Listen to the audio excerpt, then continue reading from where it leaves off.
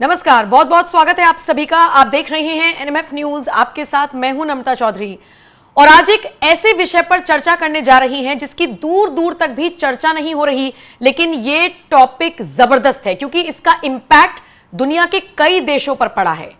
Mossad का operation Zeppelin क्या है, जिसे एक साथ 11 देशों में चलाया गया था? कैसे इसमें हिंडनबर्ग का नाम जुड़ा? कैसे सैम पित्रोदा से इसके तार जुड़े? आज यही समझने की कोशिश करेंगे, एक एक डिटेल को आप तक पहुंचाने की कोशिश करेंगे। मेरे साथ मेरे वरिष्ठ सहयोगी पंकज प्रसून है, जो मोसाद के ऑपरेशन जेपलिन पर आपको सारी जानकारी देंगे। पंकज जी, क्या है ये ऑपरेशन जेपलिन?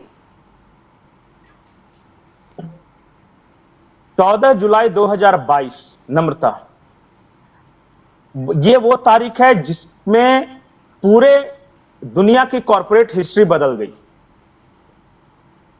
ऐसा इसलिए कि आज तक हम लोग कॉर्पोरेट वॉर, बिजनेस राइवलरी सुनते थे, लेकिन कभी भी हमने किसी बिजनेस ग्रुप के खिलाफ कोवर्ट ऑपरेशन नहीं सुना कि कोई डीप स्टेट या कोई आर्मी किसी बिजनेस ग्रुप के खिलाफ कोवर्ट ऑपरेशन चला रही है। लेकिन हुआ था 14 जुलाई 2022 और उसके बाद। यह तारीख हमेशा याद रखिएगा, क्योंकि यह वो तारीख है जिस तक इजराइल के हाइफा पोर्ट को मैनेज कर रही थी चीन की एक कंपनी है, नाम है संघाई इंटरनेशनल पोर्ट ग्रुप, SIPJ। और इस तारीख को एक बिडिंग होती है और 1.18 बिलियन रुपीस में भारत की अडानी ग्रुप इस बिडिंग को जीत जाती है। और जिसके बाद से यह तय होता है कि अगले 30 सालों तक इस पोर्ट का पूरा मेंटेनेंस अडानी ग्रुप करेगी। यह जियोपॉलिटिक्स में एक मेजर सेटबैक था, क्योंकि जो हाइफा पोर्ट है इजराइल का, वो बहुत स्ट्रेटेजिक लोकेशन पे है। यूरोप को कनेक्ट करता है, अरब को कनेक्ट करता है, एशिया को कनेक्ट करता है, और उस जंक्शन पे चाइना का मौजूद होना बेहद जरूरी था। ठीक है, चलिए, वो बिडिंग हार गई, चीन की कंपनी हार गई। अब ठीक ये जुलाई, ठीक 6 महीने बाद 11 जनवरी 2023 को अडानी ग्रुप ने सारा फॉर्मेलिटीज कंप्लीट करते हुए टेक ओवर कर लिया। ठीक है, लेकिन उसी तारीख को उसी के आसपास कुछ और हो रहा था। जिस दिन अडानी ग्रुप ने हाइफा पोर्ट को टेक ओवर किया, उसके ठीक 2 दिन बाद एक रिपोर्ट आती है, हिंडनबर्ग रिसर्च की पहली रिपोर्ट, और उस रिपोर्ट को पब्लिश करती है OCCRP नाम की एक संस्था। और रात को 1:30 बजे यह रिपोर्ट आती है, 2 बजे वो संस्था पोस्ट करती है, रात को 2:23 पे भारतीय राष्ट्रीय कांग्रेस और राहुल गांधी उसको ट्वीट करते हैं, रात को 2:23। ठीक है, इस रिपोर्ट में क्या था पंकज जी, जिसको ट्वीट करना पड़ गया कांग्रेस को? हिंडनबर्ग रिसर्च की जो रिपोर्ट थी, वो ये कहा गया था कि अडानी ग्रुप फेक है, इसने शेयर के प्राइसेस को हाइप करके पैसे बनाए हैं। इनका एक भाई है विनोद अडानी, जो कि पता नहीं मॉरिशस या मालदीव कहीं से अपना ये शैडो कंपनी चला रहे। बहुत सारी बातें थी उसमें। वो बेसिकली अडानी समूह को घेरने वाली बातें थी हिंडनबर्ग रिसर्च रिपोर्ट में ना। Biggest corporate fraud in history के नाम से यह रिपोर्ट छपी थी।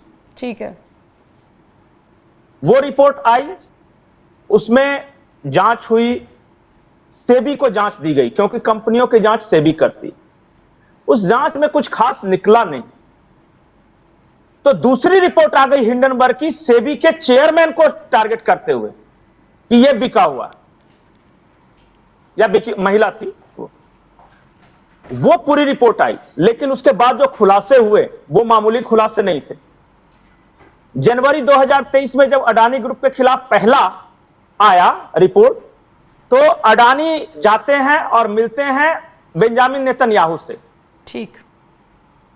और बेंजामिन नेतन्याहू कहते हैं कि आपके खिलाफ रिपोर्ट छपी है हिंडनबर्ग की, और इजराइल किसी भी ऐसी कंपनी के साथ कारोबार नहीं करता जो दागी हो। अच्छा। और इतना कहकर नेतन्याहू थोड़ा मुस्कुराते हैं और वो कहते हैं, I know all the tricks, ये वर्ड था उनका। उसके बाद तो और भी इंटरेस्टिंग है। एक इंजीनियर जाता है अमेरिका, इजरायली ओरिजिन का है, वो यहूदी है, और वो अपनी तरफ से जांच पड़ताल शुरू करता है। इंजीनियर के पोस्ट पे गया था, एक्चुअली वो मोसाद का एजेंट था, नाम था पर्ल लुइस। और वो जाता है फिर अमेरिका में पूरा कॉर्पोरेट, एक तरह से समझिए कि ऑपरेशन चल रहा था, और उसी ऑपरेशन का नाम दिया गया था ऑपरेशन जैपलिन।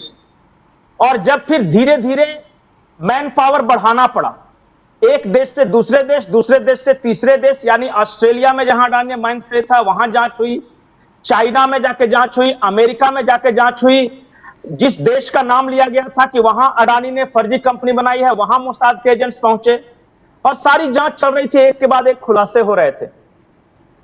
और फिर एक लोकेशन मिला मोसाद के एजेंट्स को, वो इलिनॉइस एक प्रांत है अमेरिका का, और वहां एक एड्रेस है। और जब उस एड्रेस के कंप्यूटर को हैक किया मोसाद के एजेंट्स ने, ये घटना थी 2024 सितंबर की, ये सब कुछ चल रहा है। उसके बाद जब वो उस घर के कंप्यूटर पे हैक किया, तो फिर कोडवर्ड दिया गया एक बीटर डायनेस्ट, ये मोसाद का कोडवर्ड है। मेरे पास 353 पन्नों की मोसाद की रिपोर्ट है ऑपरेशन जैपलिन की। और बीटर डायनेस्ट, याद रखिए, बीटर डायनेस्ट ये सारा करवा रहा है, और कोडवर्ड का मतलब समझ ही सकते हैं। और फिर बीटर डायनेस्ट का लिंक मिला पालो अल्टो कैलिफोर्निया में, उसी कंप्यूटर से। वो पता है जो कंप्यूटर हैक हुआ था वो एड्रेस किसका था? किसका? इंडियन ओवरसीज कांग्रेस का, सैम पित्रोदा का ऑफिस का एड्रेस था, और सैम पित्रोदा का घर, आवास। और फिर वहां से बीटर डायनेस्ट के बारे में एक और लिंक मिलता है, और वो लिंक ये था कि कहां पे मुलाकात हुई है हिंडनबर्ग रिसर्च के लोगों का और इस बीटर डायनेस्ट का। वो मुलाकात हुई थी 31 मई 2023 को पालो अल्टो कैलिफोर्निया में, और पूरी उसकी फाइंडिंग्स जो है मैंने वो कटिंग आपको भेज दी है, यही वाली है जिसमें ये लिखा गया अंडरलाइन करके। अब वो बीटर डायनेस्ट इंडिया का कौन था जो कि सैम पित्रोदा के मदद लेकर पालो अल्टो कैलिफोर्निया में ये 31 मई 2023 को मुलाकात कर रहा था हिंडनबर्ग के लोगों के साथ,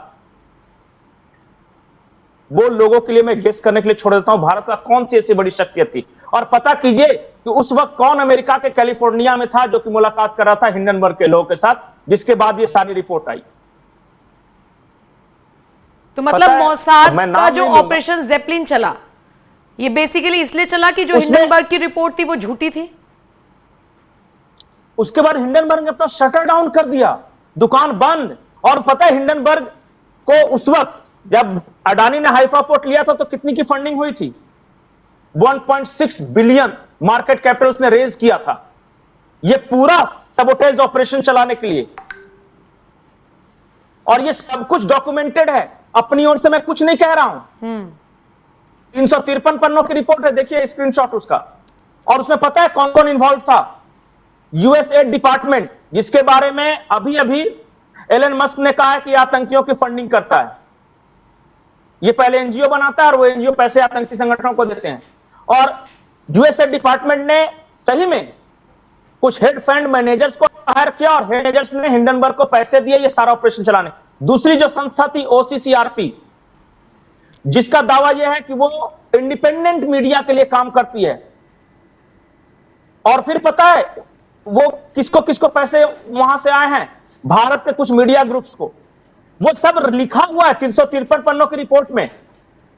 भारत के कुछ पार्टियों को और कुछ पार्टी के कुछ नेताओं को, एक टीएमसी की महिला नेता का नाम बताया गया है।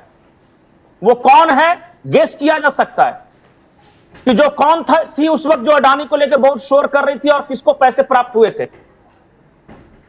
कुछ मीडिया हाउसेस कौन थे जो जानबूझकर डेलिबरेटली वो चीज चला रहे थे, जाके उनके फंड की जांच की जाए। और मोसाद ने ऑपरेशन जैपलिन को biggest covert operation in corporate history कहा। बोला कि युद्ध, एक तरह से जंग लड़ी जा रही थी, युद्ध चल रहा था, जिसमें एक तरफ इजराइल की इंटेलिजेंस एजेंसी थी, दूसरी तरफ भारत सरकार थी। यह किसी एक ग्रुप के खिलाफ नहीं था यह ऑपरेशन, यह मत सोचिए कि अडानी के खिलाफ था। भारत ने स्ट्रेटेजिक लोकेशन पे अपने आदमी को कैसे बैठा दिया, इसके खिलाफ अमेरिका और चाइना दोनों तरफ से फंड मिल रहा था। इंडिया जियो पॉलिटिक्स के नर्व सेंटर पे जाके कैसे बैठ सकता है, यह इसके खिलाफ यह ऑपरेशन था। और कहां कहां पता है, पूरी यह जांच रिपोर्ट कहां गई? यूएस में, यूरोप के कई देशों में, कनाडा में, ऑस्ट्रेलिया में, चाइना में, और मोसाद के एजेंट्स इंडिया में भी आए थे। यह है ऑपरेशन जैपलिन। और मैं बहुत सारी खबरें इससे जुड़ी हुई आपने सुना होगा, और मैं आपको एड्रेस बताता हूं, जो मैं दिखाऊंगा मोसाद की रिपोर्ट की कटिंग, और वो एड्रेस आप मिला लीजिए, ओकब्रुक टेरेस, इलिनॉइस, शिकागो, और पता कीजिए कि इस यहां के कंप्यूटर को हैंग किया गया था तो ये किसका एड्रेस है। सारी की सारी बातें मैं फैक्ट्स बोल रहा हूं जो कि जांच में आई है, और इसलिए नेतन्याहू मुस्कुराए थे, I know all the tricks, उन्होंने अडानी को कहा था। लेकिन चलिए, तो ये चल रहा है, मोसाद ने ऑपरेशन ज़ेपलिन चलाया। हाँ बोलिए बोलिए। ये तो मोसाद ने खुलासा कर दिया कि भारत के खिलाफ ऐसे क्या चल रहा है। इस तरह के कई सबोटेज ऑपरेशंस चलाए गए हैं, सिर्फ हिंडनबर्ग या ओसीसीआरपी के बहाने नहीं। यूएसए डिपार्टमेंट ने, मैंने कहा ना कि हेज फंड मैनेजर्स कौन है पता है? George Soros. और कई तरह के फाउंडेशन चलाते हैं, फोर्ड फाउंडेशन, ओमडीआर फाउंडेशन, ये सब हेज फंड मैनेजर्स हैं बड़े बड़े, और कई देशों में तख्ता पलट कर दिया है इन्होंने। और प्रॉब्लम उनकी क्या है पता है? ये प्रॉब्लम नहीं है कि इंडिया ने हाइफा पोर्ट क्यों खरीदा, उनको उस इंडिया से प्रॉब्लम है जो उनकी बात अब नहीं मान रहा। उनको एक ऐसा इंडिया चाहिए जो उनका पालतू था, डीप स्टेट का पालतू, वो पेंटागन का पालतू और सीआईए का पालतू, अब नहीं पालतू है, इसलिए ये सब ऑपरेशन चलाए जा रहे हैं। और भारत में वो बीटर डायनेस्ट कौन है जो उनका टूल बना हुआ है? कौन ऐसा है जो 2:23 पे रात को ट्वीट करता है? कैसे उसको पता था कि 2 बजे एक रिपोर्ट आने वाली है और 2:20 में वो ओसीसीआरपी वो रिपोर्ट पब्लिश करेगी? रात को तो सोया रहता है ना, किसी को जानकारी नहीं होती। और कैसे 2:23 पे ये ट्वीट कर रहा है? इसका मतलब सब कुछ प्री प्लान था और इसको सारी जानकारी थी कि आने वाला है तो मुझे ये करना है, उसके बाद फिर प्रेस कॉन्फ्रेंस करना है, क्या करना है, सारा कुछ। तो ये ऑपरेशन ज़ेपलिन में जिस तरीके से ये पूरा जो भारत के खिलाफ आप कह सकते हैं एक साजिश रची जा रही थी, या पूरे कॉर्पोरेट वर्ल्ड को लेकर एक साजिश थी, जब इसका खुलासा हुआ तो उसमें वो नाम सामने नहीं आए। वैसे हम दर्शकों के ऊपर छोड़ रहे हैं, लेकिन इस रिसर्च में नाम जाहिर किए गए हैं क्या? जी बिल्कुल, सैम पित्रोदा का नाम जाहिर किया गया है, लेकिन इंडिया में उसका बीटर डायनेस्ट लिखा गया है कोडवर्ड। ठीक है। जो इंडिया से सैम पित्रोदा का बॉस बताया गया है उसे, वो बीटर डायनेस्ट कौन बॉस है आई डोंट नो, भारत के लोग समझते हैं। अब मैं पूरी की पूरी उस कटिंग को आपको भेज दूंगा। ठीक है, ठीक है। तो मोसाद का ऑपरेशन ज़ेपलिन क्या था, या कैसे भारत के खिलाफ जो साजिश, बड़ी साजिश मुझे कहना चाहिए, रची जा रही थी कॉर्पोरेट वर्ल्ड, या कह लीजिए हम जिस तरीके से ग्रोथ कर रहे हैं बिजनेस में, उसको रोकने के लिए, यह था मोसाद का ऑपरेशन ज़ेपलिन, जिसके तार कहां कहां जुड़े पंकज जी ने आपको बहुत अच्छे से समझाया। अब मुझे लगता है कि जिन बातों को पंकज जी ने आपके ऊपर छोड़ा है, मैं भी आप ही के ऊपर छोड़ती हूं। 2-3 टर्म्स इस्तेमाल किए गए हैं, भारत में उस नेता का जिक्र उन्होंने किया है। आपके हवाले ये खबर बताइए, इस खबर को लेकर आपकी क्या राय है, और जो आपके लिए छोड़ा गया है पंकज जी का संदेश, उस पर आप क्या कुछ कहेंगे? कौन से हैं वो नाम? कमेंट सेक्शन में जरूर बताइएगा अगर आप समझ गए हैं तो। नमस्कार।